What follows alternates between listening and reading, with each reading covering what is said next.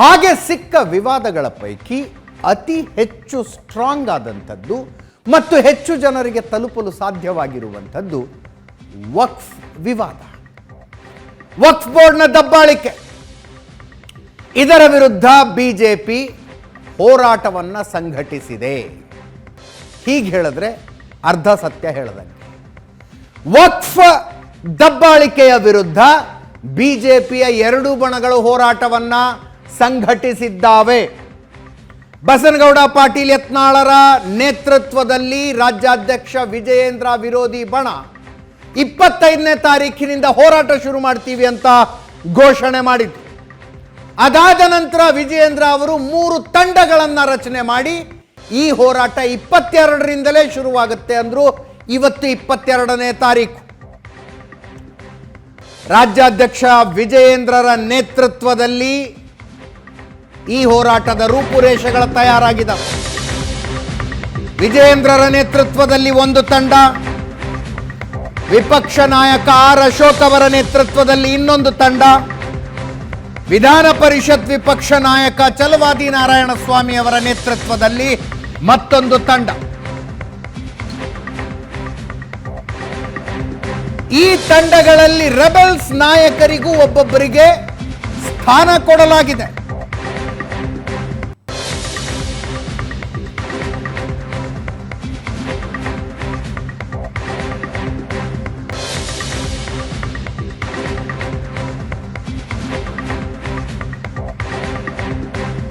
ಇವತ್ತು ಶುರುವಾಯಿತು ಹೋರಾಟ.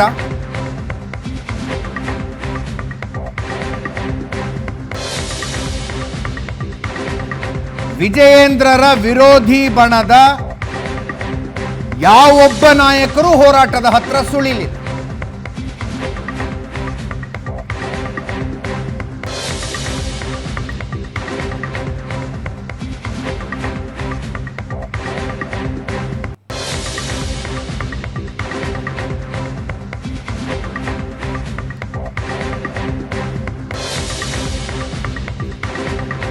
ವಕ್ಫ್ ವಿರುದ್ಧದ ಆಂದೋಲನವನ್ನು ವಿಜಯಪುರದಲ್ಲಿ ಅಹೋರಾತ್ರಿ ಧರಣಿ ಮಾಡುವ ಮೂಲಕ ನಡೆಸಿದವರು ಬಸನಗೌಡ ಪಾಟೀಲ್ ಯತ್ನಾಳರು. ಇವತ್ತು ವಿಜಯಪುರದಲ್ಲೇ ಬಿಜೆಪಿ ಪ್ರತಿಭಟನೆ ಇತ್ತು, ಅಲ್ಲಿಗೆ ಬರಲಿಲ್ಲ.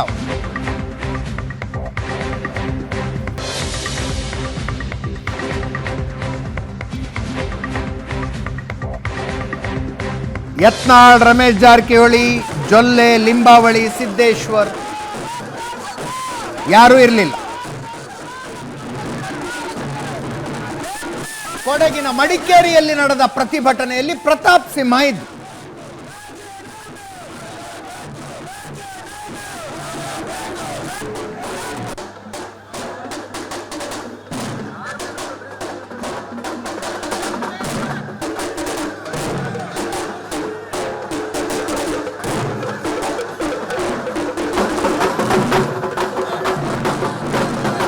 ರಾಜ್ಯದ ಬೇರೆ ಬೇರೆ ಕಡೆಗಳಲ್ಲಿ ನಡೆದ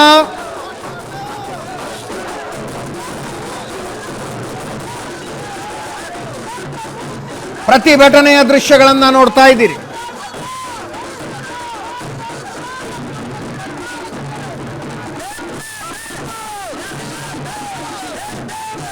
ಬೆಳಗಾವಿಯಲ್ಲಿ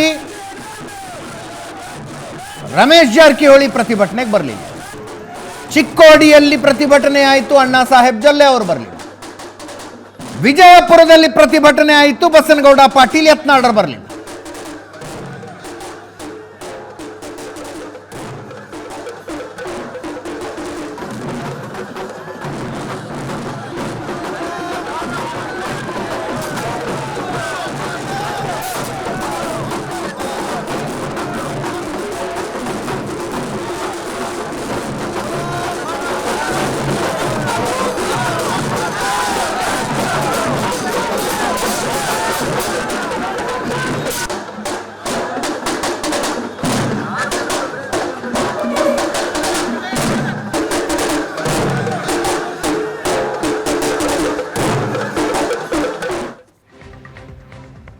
ನನ್ನ ಇದೇ ಪಾರ್ಟಿ ರೌಂಡ್ಸ್ನಲ್ಲಿ ಒಂದು ಸುದ್ದಿಯನ್ನು ಬ್ರೇಕ್ ಮಾಡಿದ್ವಿ. ಬಂಡಾಯವೆದ್ದಿರುವ ಬಣದ ವಿರುದ್ಧ ಬಿಜೆಪಿ ರಾಜ್ಯಾಧ್ಯಕ್ಷ ವಿಜಯೇಂದ್ರ ಅವರು ಕಂಪ್ಲೇಂಟ್ ಕೊಡ್ತಾ ಇದ್ದಾರೆ ಹೈಕಮಾಂಡ್ಗೆ. ಅಮಿತ್ ಶಾ ಅವರ ಸಮಯ ಕೇಳಿದ್ದಾರೆ. ದಿಲ್ಲಿಲಿದ್ದಾರೆ, ದೆಹಲಿಯಲ್ಲಿ ಪೋಸ್ಟರ್ ಬಿಡುಗಡೆ ಮಾಡಿದ್ರು.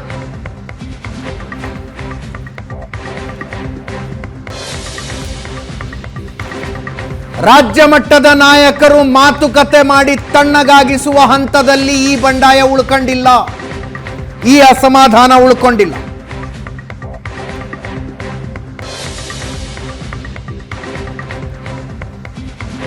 ಇಪ್ಪತ್ತೆರಡನೇ ತಾರೀಕು ರಾಜ್ಯಾಧ್ಯಕ್ಷರು ವಿಜಯೇಂದ್ರರ ಕರೆ ಕೊಟ್ಟಿರುವ ಪ್ರತಿಭಟನೆ, 25ನೇ ತಾರೀಖಿನಿಂದ ಅಸಮಾಧಾನಿತರ ಬಣ ಕರೆ ಕೊಟ್ಟಿರುವ ಪ್ರತಿಭಟನೆ.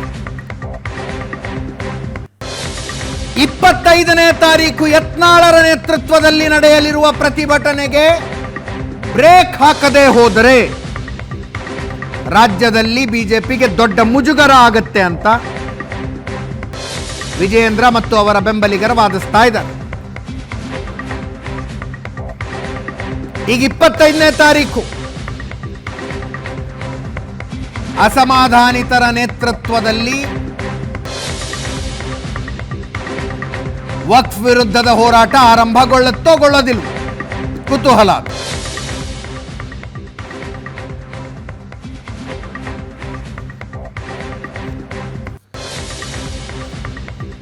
ಸಹಜ ಪ್ರಶ್ನೆ ಬರುತ್ತೆ, ಯತ್ನಾಳರ ನೇತೃತ್ವದಲ್ಲಿ ಪ್ಲಾನ್ ಮಾಡಲಾಗಿರುವ ಹೋರಾಟಕ್ಕೆ ಹೈಕಮಾಂಡ್ ಒಪ್ಪಿಗೆ ಕೊಡುತ್ತಾ ಅಂತ. ಯತ್ನಾಳರು ಒಂದು ತಾರ್ಕಿಕ ಪಾಯಿಂಟ್ ಹೇಳಿದ್ರು, ಹೈಕಮಾಂಡ್ ಒಪ್ಪಿಗೆ ಇಲ್ಲ ಅಂದ್ರೆ ನಾನು ಅಹೋರಾತ್ರಿ ಧರಣಿ ಕೂತ್ಕೊಂಡಿದ್ದಾಗ ಶೋಭಾ ಕರಂದ್ಲಾಜೆ ಅವರು ಯಾಕೆ ಬರ್ತಾ ಇದ್ರು,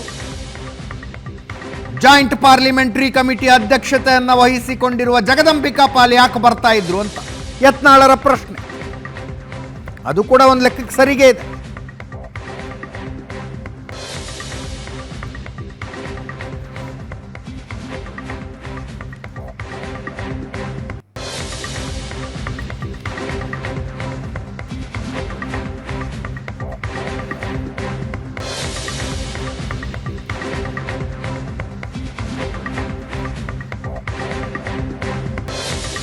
ಇನ್ನು ಇವತ್ತೇ ವಿಜಯೇಂದ್ರ ಅವರು ದಿಲ್ಲಿಲಿದ್ದಾರೆ, ಪತ್ರಿಕಾಗೋಷ್ಠಿ ಮಾಡೋದು. ದೂರು ಕೊಡೋದಕ್ಕೆ ಬಂದಿಲ್ಲ ನಾನು ಅಂದ್ರು. ನಮಗೆ ಇರುವ ಮಾಹಿತಿ, ಈಗಾಗಲೇ ವಿಜಯೇಂದ್ರ ಅವರು ಕಂಪ್ಲೇಂಟ್ ಕೊಟ್ಟಿದ್ದಾರೆ. ಇವತ್ತಿನ ಪತ್ರಿಕಾಗೋಷ್ಠಿಯಲ್ಲಿ ನಾನು ದಿಲ್ಲಿಗೆ ದೂರು ಕೊಡೋದಕ್ಕೆ ಬಂದಿಲ್ಲ ಅಂದ್ರು.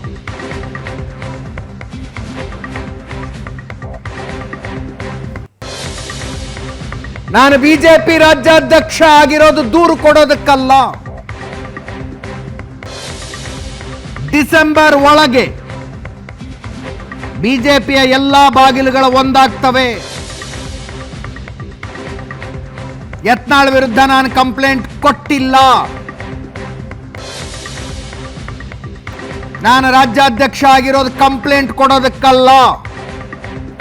ಡಿಸೆಂಬರ್ ಮೊದಲ ವಾರದಲ್ಲಿ 3 ತಂಡಗಳ ರಾಜ್ಯ ಪ್ರವಾಸ ಮಾಡ್ತವೆ ಅಂದ್ರು.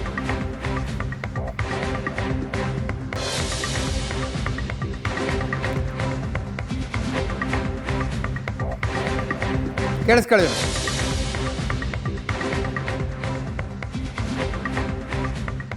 ಈಗ ಡಿಸೆಂಬರ್ ಆದ್ಮೇಲೆ 5-6 ಬಾಗಿಲುಗಳು ಏನಿದೆ ಅದು ಒಂದೇ ಬಾಗಿಲಾಗ್ತದೆ, ಬೇರೆ ಬಾಗಿಲು ಮುಚ್ಚತಕ್ಕಂತ ಕೆಲಸ ಆಗುತ್ತೆ. ಡಿಸೆಂಬರ್ ಆದ್ಮೇಲೆ ಗೊತ್ತಾಗುತ್ತೆ. ಅದು 1-2 ಡಿಸೆಂಬರ್ ಮೊದಲ ವಾರದಲ್ಲಿ 3 ತಂಡಗಳಲ್ಲಿ ರಾಜ್ಯಾದ್ಯಂತ ನಾವು ಪ್ರವಾಸ ಮಾಡ್ತಾ ಇದ್ದೇವೆ, ಅಹವಾಲುಗಳನ್ನ ಸ್ವೀಕಾರ ಮಾಡ್ತಾ ಇದ್ದೇವೆ. ವಿಜಯೇಂದ್ರನನ್ನ ಎಲ್ಲಾ ಪಕ್ಷದ ಹಿರಿಯರು ರಾಜ್ಯದ ಅಧ್ಯಕ್ಷ ಒಂದು ಜವಾಬ್ದಾರಿ ನೀಡಿದ್ದಾರೆ, ಪಕ್ಷ ಸಂಘಟನೆ ಮಾಡೋದಕ್ಕೋಸ್ಕರ ನೀಡಿದ್ದಾರೆ. ದೆಹಲಿಗೆ ಬಂದು ಪದೇ ಪದೇ ರಾಜ್ಯ ನಾಯಕರ ವಿರುದ್ಧ ಚಾಡಿ ಹೇಳ್ತಕ್ಕಂಥದ್ದು, ಕಂಪ್ಲೇಂಟ್ ಕೊಡ್ತಕ್ಕಂಥದ್ದು ಅದರ ಅವಶ್ಯಕತೆ ನನಗಂತೂ ಖಂಡಿತ ಇಲ್ಲ. ನನಗದ್ರ ಬಿಡುವನು ಕೂಡ ಇಲ್ಲ.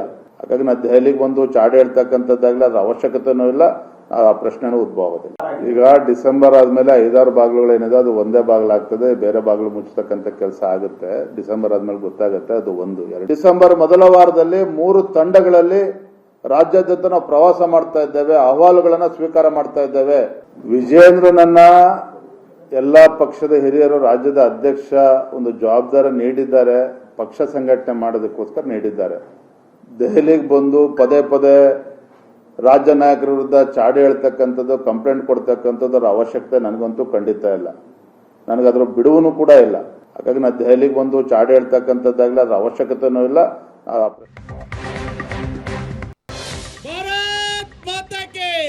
ರಾಜ್ಯದ ಅನೇಕ ಕಡೆಗಳಲ್ಲಿ ಇವತ್ತು ವಕ್ಫ್ ವಿರುದ್ಧ ಪ್ರತಿಭಟನೆ. ಬೆಂಗಳೂರಿನ ಪ್ರತಿಭಟನೆಯಲ್ಲಿ ಮುನಿರತ್ನ ಕಾಣಿಸಿಕೊಂಡ್ರು.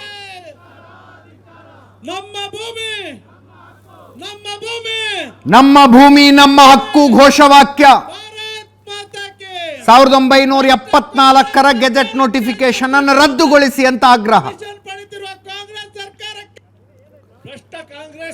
ಬೆಂಗಳೂರು ಸೇರಿದಂತೆ 11 ಜಿಲ್ಲೆಗಳಲ್ಲಿ ಪ್ರತಿಭಟನೆಯ ವರದಿಗಳು ಬರ್ತಾ ಇದ್ದಾವೆ. ಡಿಸಿ ಕಚೇರಿ ಮುಂದೆ ಬೆಳಗ್ಗೆ 11ರಿಂದ ಸಂಜೆ 5 ಗಂಟೆ ತನಕ ಹೋರಾಟ. ವಿಪಕ್ಷ ನಾಯಕ ಆರ್ ಅಶೋಕ್ ಅವರ ನೇತೃತ್ವದಲ್ಲಿ ಫ್ರೀಡಂ ಪಾರ್ಕ್ನಲ್ಲಿ ಬಿಜೆಪಿಯ ಪ್ರೊಟೆಸ್ಟ್ ನಡೆಯಿತು.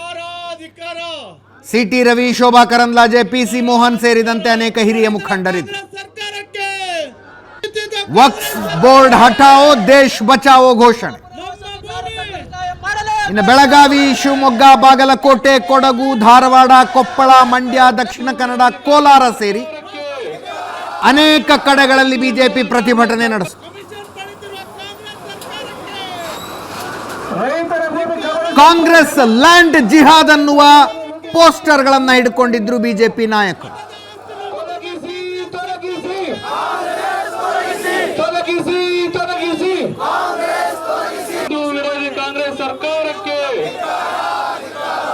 ಪ್ರತಿಭಟನೆಯಲ್ಲಿ ಯಾರು ಏನೇನು ಹೇಳಿದ್ರೆ ಕೇಳಿಸ್ಕೊಳ್ಳಿ. ರೈತರ ಜಮೀನು ಕಿತ್ಕೊಳ್ಳುವಂಥದ್ದು ಕಾಂಗ್ರೆಸ್ಸಿನ ಮಂತ್ರಿಗಳಿಗೆ ಸಣ್ಣ ವಿಚಾರ. ಇವತ್ತು ಮಠ ಮಂದಿರಗಳು ಕೂಡ ಹೋರಾಟಕ್ಕೆ ಬಂದಿದ್ದಾರೆ. ಶ್ರೀರಂಗಪಟ್ಟಣಕ್ಕೆ ಹೋಗಿದ್ದೆ, ಅಲ್ಲಿ ಚಿಕ್ಕಮ್ಮನ ದೇವಸ್ಥಾನ ಮೇಲೆ ವಕ್ಫ್ ಬೋರ್ಡ್ ಪ್ರಾಪರ್ಟಿ ಅಂತ ಪಾಣಿನಲ್ಲೂ ಬರೆದವ್ರೆ, ಅಲ್ಲಿ ಅನೌನ್ಸು ಮಾಡಿಬಿಟ್ಟಿದ್ದಾರೆ. ಮೊನ್ನೆ ವಿಶ್ವೇಶ್ವರಯ್ಯನವರು ಹೋದಂತ ಚಿಕ್ಕಬಳ್ಳಾಪುರ ಸ್ಕೂಲ್ ಹತ್ರ ಹೋಗಿದ್ದೆ. ಆ ಸ್ಕೂಲ್ ಒಳಗಡೆ ಮಸೀದಿ ಹೆಂಗ್ ಬಂತು? ಯಾವ ರಾಷ್ಟ್ರ ಧ್ವಜವನ್ನ ಶಾಲೆಯಲ್ಲಿ ಆರಿಸ್ಬೇಕಾಗಿತ್ತು, ಆರಿಸುವಂತ ಜಾಗದಲ್ಲಿ ಹಸಿರು ಬಾವುಟ ಹಾಕ್ಬಿಟ್ಟಿದ್ದಾರೆ.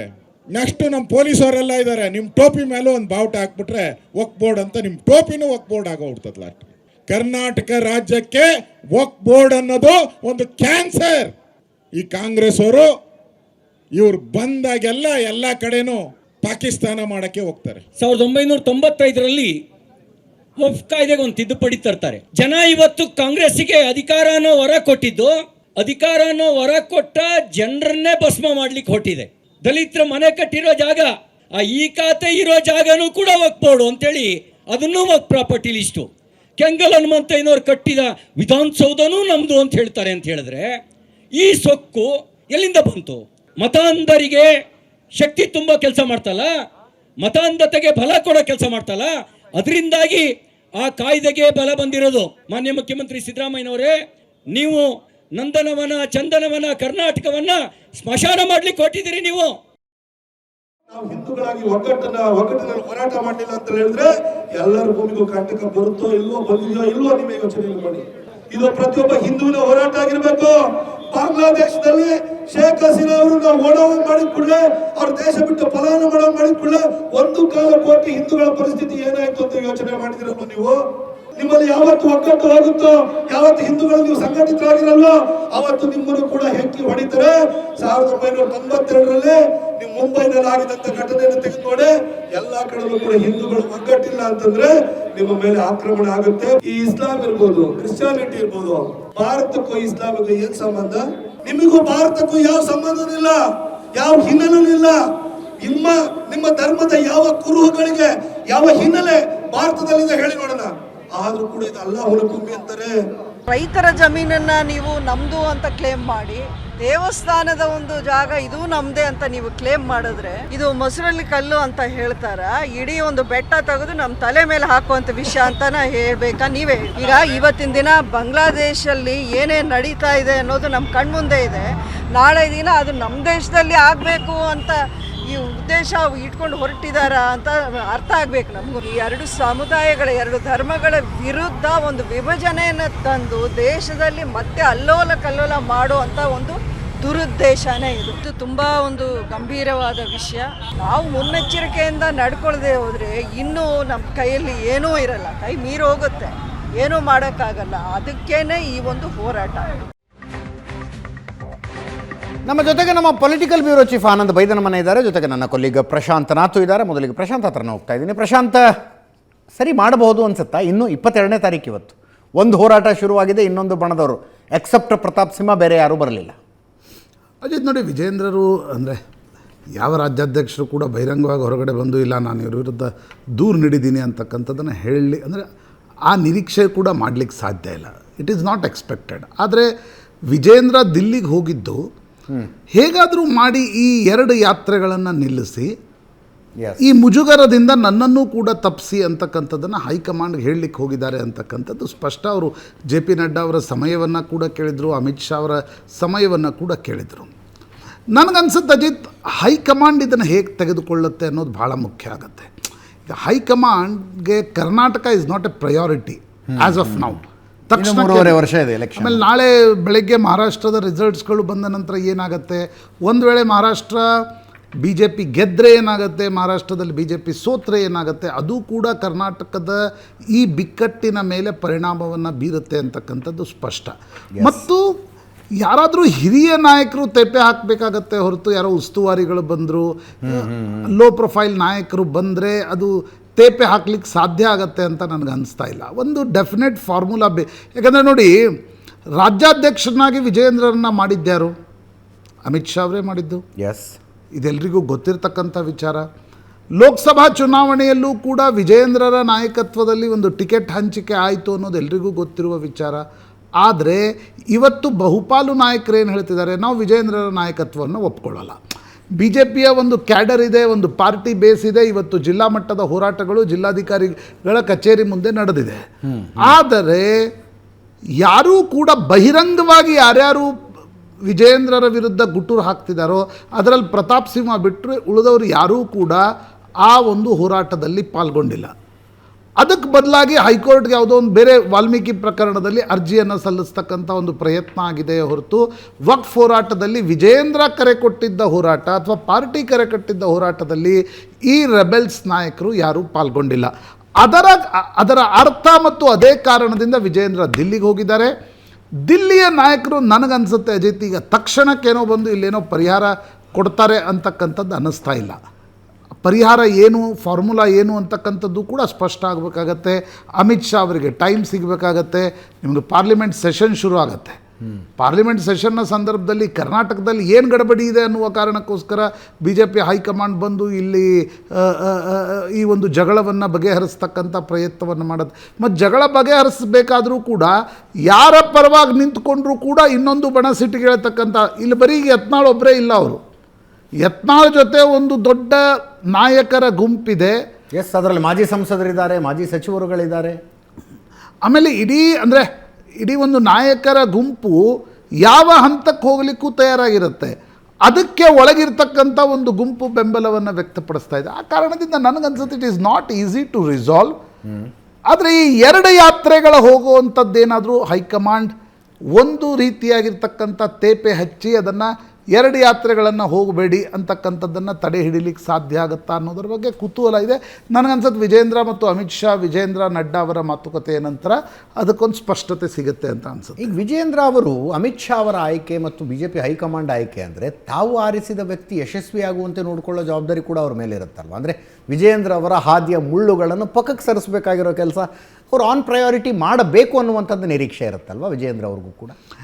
ಅಂದರೆ ಅಧ್ಯಕ್ಷನ್ ಮಾಡಿ ನಿಮ್ಮ ಪಾಡಿಗೆ ನಡ್ಸ್ಕೊಂಡು ಹೋಗಪ್ಪ ಅಂತ ಬಿಟ್ಟುಬಿಟ್ರೆ ಹೆಂಗೆ ಅಂತ. ಅದೇ ಯಾವುದೇ ಪೊಲಿಟಿಕಲ್ ಪಾರ್ಟಿಗಳಲ್ಲಿ ಈಗ ಸಿದ್ದರಾಮಯ್ಯನವ್ರನ್ನ ಮುಖ್ಯಮಂತ್ರಿ ಮಾಡಿ ಯಾವುದೇ ಹೈಕಮಾಂಡ್ನ ನಾಯಕರು ಬಂದು ನಿಮಗೆ ಸ್ಪೂನ್ ಫೀಡಿಂಗ್ ಮಾಡೋಕ್ಕಾಗಲ್ಲ.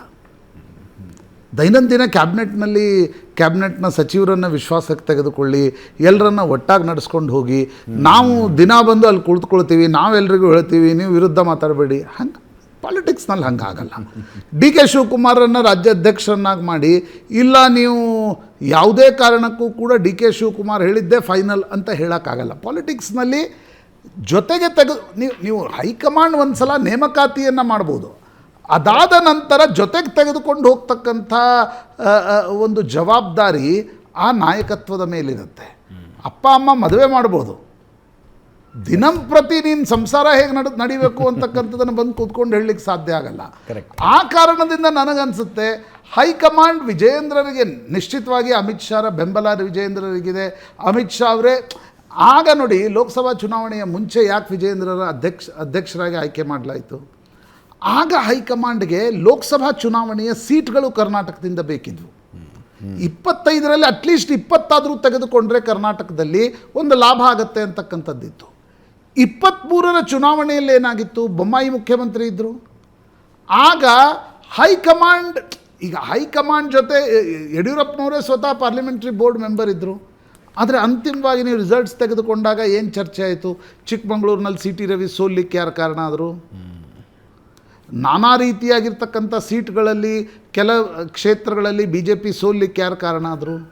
ಅದು ಯಡಿಯೂರಪ್ಪನವ್ರ ಕಾರಣ ಅಂತಕ್ಕಂಥದ್ದು ಬಹಿರಂಗವಾಗಿ ಚರ್ಚೆ ಆಯಿತು. ಹೀಗಾಗಿ ಲೋಕಸಭಾ ಚುನಾವಣೆಯಲ್ಲಿ ಎಲ್ಲಿ ಯಡಿಯೂರಪ್ಪನವ್ರು ಮುನ್ಸ್ಕೊಂಡ್ಬಿಡ್ತಾರೆ. ಯಡಿಯೂರಪ್ಪನವ್ರು ಮುನ್ಸ್ಕೊಂಡ್ಬಿಟ್ರೆ ಲಿಂಗಾಯತ ಮತಗಳು ಕ್ರೋಢೀಕರಣಗೊಳ್ಳಿಕ್ಕಿಲ್ಲ, ಅವು ಇನ್ನಷ್ಟು ಚದುರು ಹೋಗ್ಬೋದು ಅನ್ನುವ ಆತಂಕದಲ್ಲಿ BJP ಹೈಕಮಾಂಡ್ ವಿಜಯೇಂದ್ರರಿಗೆ ರಾಜ್ಯಾಧ್ಯಕ್ಷರ ಹುದ್ದೆಯನ್ನು ಕೊಡ್ತು. ಅಂದರೆ ಹೀಗೆ ಪಾಲಿಟಿಕ್ಸ್ನಲ್ಲಿ ಹಿಂಗೆ ನಡೀತಾ ಇರುತ್ತೆ.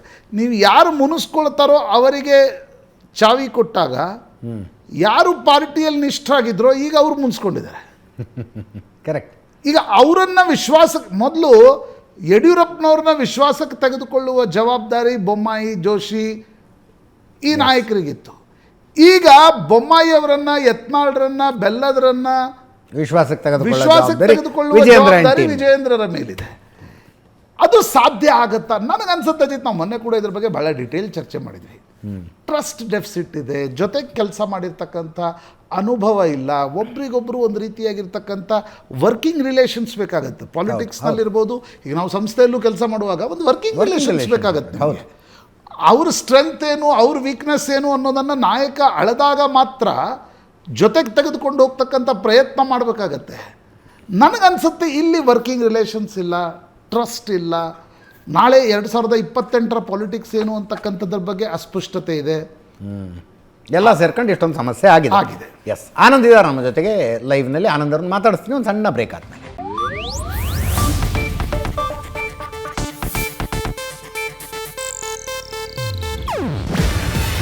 ಇದು ಏಷ್ಯಾನೆಟ್ ನ್ಯೂಸ್ ನೆಟ್ವರ್ಕ್ ಪ್ರಸ್ತುತಿ.